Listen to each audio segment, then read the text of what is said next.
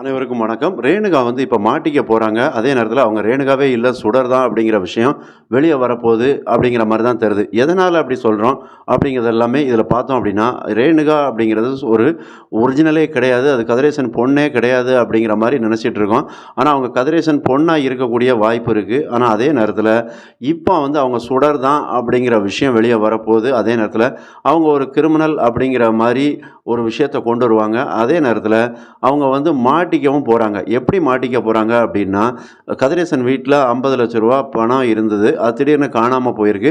இப்போ அது சம்மந்தமா போலீஸ்ல கம்ப்ளைண்ட் குடுத்துருக்காங்க விஜய் மூலமா.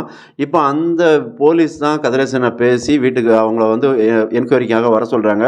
அப்போ அவங்க வீட்ல யார் யார் இருந்தா, சிசிடிவி என்ன அப்படிங்கிற விவரங்கள் எல்லாத்தையுமே அந்த போலீஸ் ஆஃபீசர்ட்ட கதிரேசன் டீட்டெயிலா சொல்லுவாங்க. அப்ப இங்க இன்னொரு பக்கம் என்ன நடக்குது அப்படின்னா, ரேணுகா தவிச்சு போயிருக்கிறாங்க. கதிரேசன் வீட்ல தான் உட்காந்துருக்காங்க. இருந்தாலும் அவங்களுக்கு பெரிய ஆறுதல நிஷாவும், கதிரேசனும் குடுக்குறாங்க. அதே நேரத்தில மல்லிய பழி வாங்கணும். மல்லிகிட்ட நம்ம தோத்துட்டோம் அப்படிங்கிற மாரி இவங்க ஃபீல் பண்ணிட்டு உட்காந்துருக்காங்க. அப்ப இதில ரேணுகா என்ன பண்ணுதாங்க, ரகு கிட்ட தான் பேசுவாங்க. ரகு கிட்ட விஷயத்த சொல்லிட்டு, "என்னை ஆள விட்டா போதும்டா சாமி. நான் ஆந்திராவுக்கே போயிருந்தேன்" அப்படிங்கிற ரேஞ்சுக்கு பேசுவாங்க. ஆனா ரகு விடமாட்டாரு. "உனக்கான வாய்ப்புகள் இன்னும் இருக்கு" அப்படிங்கிற விஷயத்த சொல்லுவாங்க. அப்ப இது ஒரு பக்கம் இருந்தாலும், இன்னொரு பக்கம் இந்த போலீஸ் ஆஃபீசர் கதிரேசன் கிட்ட நிறைய விஷயங்கள கேட்டு தெரிஞ்சுக்கிட்டு, அப்போ வீட்ல இருந்தது நீங்க 3 பேர் தான். அப்போ நிஷாவும் நீங்களும் எடுக்கல அப்படிங்கும்போது ரேணுகா இருந்திருக்காங்க. அப்போ அந்த சிசிடிவி ஃபுட்டேஜ் எல்லாத்தையுமே செக் பண்ணாங்க அப்படின்னா, அங்க தெரிஞ்சிரும். அதாவது ரேணுகா வீட்டுக்குள்ள இருந்திருக்காங்க. ஆனா, அந்த 2 பேர் வந்துட்டு போறாங்கல்ல, அவங்க யார் அப்படிங்கிறத தான் கண்டுபிடிக்கிறதுக்கு பார்ப்பாங்க. அப்ப அந்த 2 பேர் யாருன்னா, ரகுவும் அந்த நவீனுமா தான் இருக்கும். அவங்க 2 பேரும் மாட்டிக்கிட்டாங்க அப்படின்னாலே, இங்க கண்டிப்பா அவங்க என்ன விஷயம்?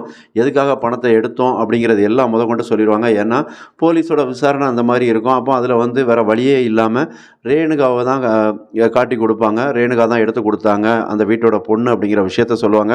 அப்ப ரேணுகாவுக்கும் உங்களுக்கும் என்ன தொடர்பு அப்படிங்கிறது வரைக்கும் எல்லாத்தையும் விசாரிச்சுட்டாங்க அப்படின்னாலே, அங்க ரேணுகா மாட்டிக்குவாங்க. அப்ப மாட்டிக்கிட்டாங்கன்னா, அதுக்கப்புறம் தான் கதிரேசனுக்கு சில உண்மைகள் புரிய வரும்.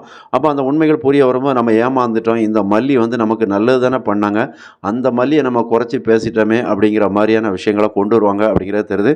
அப்ப இது ஒரு ஹை வோல்டேஜ் எபிசோடா தான் இருக்கும். ஏன்னா, நம்ம நினைக்கலாம் ரேணுகா கதைய ரொம்ப இழுத்துட்டு போவாங்க அப்படின்னு.